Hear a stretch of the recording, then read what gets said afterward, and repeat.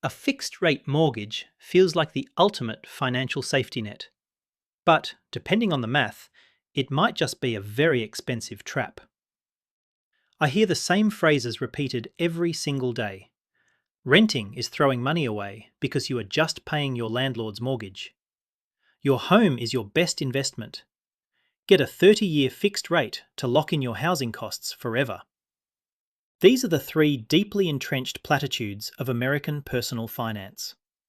The average person believes this implicitly, and honestly, it is hard to blame them. This mindset is the result of a convergence of post-World War II government policy, the creation of Fannie Mae, the tax deductibility of mortgage interest, and some incredibly severe recency bias. We have been conditioned to view buying a house as the only valid path to adulthood. Before we break down exactly how much money is silently evaporating from the average homeowner's bank account, let us secure the best return on investment for your time today. If you appreciate sober, math-based financial analysis without the hype, hit the subscribe button. We need to understand the historical environment that created this housing myth. For the last 40 years, culminating in the zero interest rate policy era from 2008 to 2021, interest rates were in a secular decline. Asset prices are inherently tied to the cost of capital. Because money was virtually free, those asset prices inflated massively. The baby boomer generation generated the bulk of their net worth simply by existing in homes during a multi-decade bond bull market. Consequently, society has learned to conflate leveraged appreciation with financial genius. When a historically anomalous macroeconomic trend makes everyone rich, people assume the vehicle they were riding in is magical. The house was not magic. The falling interest rates were. Furthermore, this conventional wisdom relies on a fundamental financial literacy gap. I have noticed that the average consumer cannot distinguish between cash flow, which is your monthly out-of-pocket expense, and net worth, which is your assets minus your liabilities. Because they only look at the monthly payment, they miss the invisible leaks in the bucket. They are entirely blind to the concept of unrecoverable costs. And until you understand unrecoverable costs, you cannot accurately compare renting to buying. You are just comparing apples to an anvil.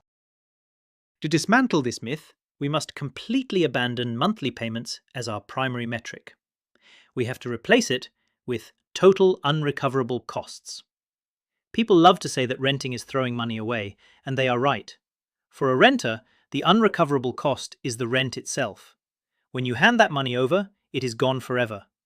You consumed housing for 30 days and the transaction is complete. But money is thrown away in buying too. We just call it by different names to make ourselves feel better as homeowners. For a buyer, the unrecoverable costs are property taxes, routine maintenance, home insurance, mortgage interest paid to the bank, and the most silent wealth killer of all, the opportunity cost of your capital. None of that money goes toward your principal. None of it builds equity. If you think paying your landlord's mortgage is a bad deal, wait until you see what happens when you run the actual unrecoverable cost numbers in our current economy. Let us establish our baseline macro environment variables for a sobering reality check. We are looking at a mortgage rate of roughly 6.5%. The risk-free rate on treasuries sits around 4%. The expected return on the S&P 500 is 8.5% nominal.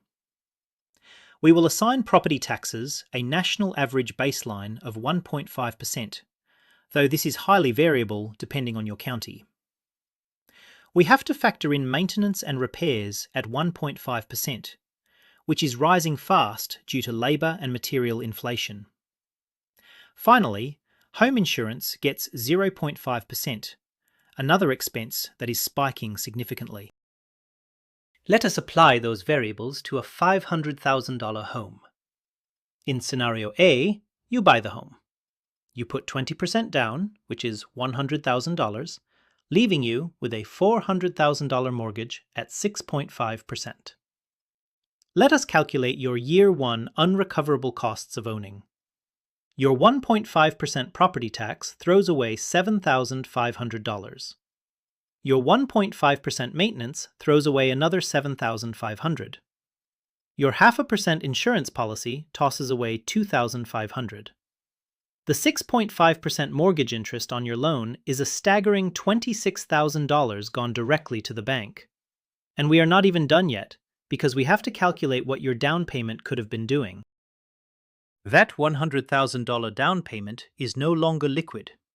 It is trapped in drywall and lumber. If you had invested that $100,000 in the market at an expected 8.5% return, it would have generated $8,500. Because it is stuck in the house, you lose that potential gain. That is your opportunity cost of capital. When you add up the taxes, the maintenance, the insurance, the interest, and the opportunity cost, your total annual unrecoverable cost to buy is $52,000. That breaks down to roughly $4,333 a month in pure unrecoverable expense. Not a single penny of that $52,000 built your net worth. It just maintained your status quo as a property owner. Now look at scenario B, where you rent an identical home in the same neighborhood. Let us say the rent is $3,000 a month. Your unrecoverable cost is simply the rent. Total annual unrecoverable cost to rent is $36,000. The brutal conclusion is right there in the math. At a $3,000 monthly rent, the renter is throwing away $16,000 less per year than the buyer. Read that again in your head. The renter is burning less money. Furthermore, the buyer faces severe frictional costs. Selling a home costs about 8% in realtor fees and closing costs. On a $500,000 home, that is $40,000 wiped out the moment you sign the final paperwork. It takes years of appreciation just to recover the friction of the transaction. This is where conventional wisdom says you should feel incredibly proud of your home purchase. But I'm going to tell you why this psychological safety net is actually a behavioral crutch. If the math so frequently favours renting and investing the difference, why do people continue to view renting as a financial failure? The first reason is that home ownership acts as forced savings. The average human has absolutely no financial discipline.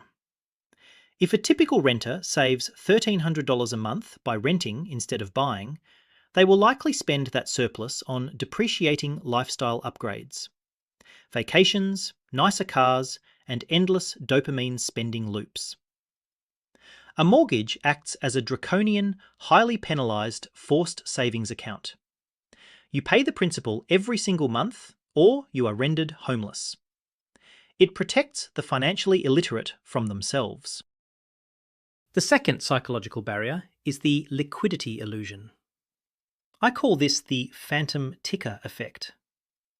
Real estate feels remarkably safe because it is a highly illiquid asset that is not marked to market on a daily basis. If you put $100,000 into an index fund, you can watch it drop to $80,000 on your phone in a single Tuesday afternoon. That vivid volatility causes immense emotional pain and triggers panic selling. But if your $500,000 house drops in value to $450,000 during a local market dip, there is no red ticker flashing in your living room to warn you. The lack of constant price discovery masks the underlying volatility. Because you cannot see the value dropping in real time, you falsely assume it is a perfectly stable asset. Then we run into the mobility tax and the sunk cost fallacy. Homeowners consistently underestimate the loyalty tax of geographical lock-in. A renter has ultimate flexibility. They can easily break a lease and relocate across the country for a job offer that brings a 30% salary increase. A homeowner is geographically tethered. They are often forced to reject optimal labour market opportunities simply due to the massive friction and cost of selling their property. Once they are locked in, homeowners easily fall victim to the sunk cost fallacy. They justify pouring tens of thousands of dollars into structural renovations, like custom kitchens or backyard pools, convincing themselves it is an investment. In reality, these renovations yield an average return on investment of only 50 to 60 cents on the dollar upon resale. Most people stop right here, accept that the system is flawed, and end up losing $50,000 by guessing their next move. Here is the exact methodology to fix it. To optimize wealth without falling prey to societal conditioning, you must execute a systematic framework. Step 1 is calculating the modified 7% rule, also known as the break-even rent ratio. To find your threshold, calculate the unrecoverable cost of buying a specific home as a simple percentage. In a 6.5% interest rate environment, the unrecoverable cost of home ownership sits at roughly 7.5% of the property value annually. This accounts for interest, taxes, maintenance, insurance, and opportunity cost, minus conservative appreciation. You take the home price, multiply it by 0.075, and divide by 12 to find your maximum equivalent rent. Let us apply that formula. If you are looking at a $600,000 house, you multiply it by the 7.5% factor and divide by 12. That equals $3,750 a month. If you can rent an equivalent home for less than $3,750, the math dictates that you win by renting. But this brings us to step 2, which is the discipline clause. I call this the invest the delta mandate. Renting only beats buying if you actually invest the difference in cost. You must calculate the exact difference in total cash flow between your rent and what the mortgage, taxes, and maintenance would have been. If you do not capture that surplus and put it to work, renting really is a guaranteed path to poverty. Knowing the math and actually doing the math are two very different things. You need to set up an automated weekly transfer of that exact cash flow delta into a low-cost total market index fund. To execute this properly, you need absolute clarity on your household cash flow. That is exactly why I built Cash Class, the official Tom Talks Money web application. Cash Class is the bridge between learning this theory and putting it into practice. We built it with a privacy-first approach. There are no intrusive bank logins required. You just upload your standard CSV statements directly to the web app, and it categorizes your actual spending to help you find that investable delta. You can click the link at the very top of the description to start your 14-day free trial on the web. Signing up for the Cash Class web app also gets you free access to our Budgeting 101 course, which pairs perfectly with Step 3 of our framework. Step 3 is running the Time Horizon Sensitivity Matrix. You should never buy real estate without projecting how long you plan to stay. Apply this straightforward binary logic. If your horizon is under 7 years, you must rent. The amortization schedule of a 30-year mortgage dictates that your early payments are almost entirely pure interest. You build negligible equity in the first 5 years, and whatever tiny amount you do build will be entirely consumed by the 8% selling friction. If your horizon is between 7 and 10 years, you are in neutral territory. The decision becomes entirely dependent on the highly localized rent-to-price ratios in your specific neighborhood. If your time horizon is over 10 years, the math starts to favor buying. Over long horizons, the fixed-rate mortgage begins to outpace inflation, and the massive transaction costs are cleanly amortized over a longer period of price appreciation. But what if you are a disciplined renter facing Step 4? Step 4 is hedging the rent hikes. The main structural risk of renting is unpredictable increases in your monthly payment. Optimizers hedge this by negotiating 24 to 36-month leases to lock in their rates. Furthermore, they hold a heavy allocation of real estate investment trusts in their stock portfolio. If local rents rise, real estate sector equities generally rise in tandem. This creates an imperfect but highly functional financial hedge against your own landlord raising the rent. You become your own landlord through the market. We will get to exactly how much of your mortgage payment actually goes to the bank in just a minute. But first, we need to look at the invisible leverage hiding in your closing documents. Think about the leverage double-edged sword. Buying a house with 20% down is mathematically identical to buying a single, highly concentrated stock on 5x margin. If the house goes up 10%, your $100,000 in equity yields a massive 50% return. That is the leverage working for you. But if the local housing market drops 20%, your entire $100,000 down payment is entirely wiped out. Conventional wisdom calls margin trading in the stock market reckless gambling. But when you do the exact same thing with lumber and shingles, society calls it the American dream. This brings us to the iceberg of ownership. The mortgage payment you see advertised is just the tip of the iceberg visible above the water. Beneath the surface lies the crushing, unrecoverable weight of property assessments, structural maintenance, environmental insurance, and that silent killer of opportunity cost. Remember this framework. Rent is the absolute maximum you will pay for housing in a given month. A mortgage is the absolute minimum you will pay. If the furnace blows up in a rental, you make a phone call. If the furnace blows up in your owned home, your emergency fund takes a $5,000 hit. High income is the water, but your net worth is the bucket.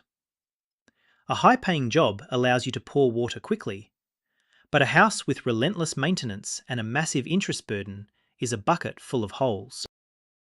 Renting, when paired strictly with disciplined index fund investing, plugs the holes in the bucket and allows the water to compound, even if the societal perception is that a renter's bucket looks somehow cheaper. Let us run the rule of 72 on that opportunity cost. If you divide 72 by your expected annual return of 8.5% in the S&P 500, your money doubles every 8.5 years. That means your $100,000 down payment will double over and over if left alone in the market. In 30 years, which is the exact life of a standard mortgage, that initial $100,000 becomes $1.15 million without you ever adding another single cent to the account. That is the massive opportunity cost hurdle real estate has to beat. To truly appreciate how steep that hurdle is, we have to look closely at standard amortization math. At a 6.5% interest rate on a 30-year fixed mortgage, during year 1, roughly 80% of your monthly payment goes directly to interest and to the bank. It does not go to your equity. When people mock renters by saying they are just paying a landlord's mortgage, they fail to realize that buyers are doing the exact same thing. You are paying a landlord too. Your landlord is just named Chase Bank. If you enjoy unpacking the math behind the curtain like this, consider clicking the join button below the video to become one of the optimizers. Channel members get priority replies to their questions in the comments, plus some custom sketch badges to stand out in the community. Ultimately, the numbers do not lie.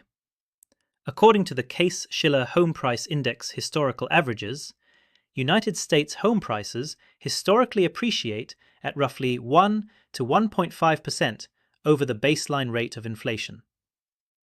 Real estate is a fantastic mechanism to preserve your wealth over generations. But equities, which average 6 to 7% real returns after inflation, are the engine that actually generates the wealth to begin with. Renting is not failing, provided you are optimizing the difference. Now it is time for a peer review. I want to gather some data on how these ratios look across different regions. Drop down into the comments and let me know your local property tax rate and what a standard 3-bedroom home costs to rent versus buy in your specific zip code. Let us see what the real-world numbers look like.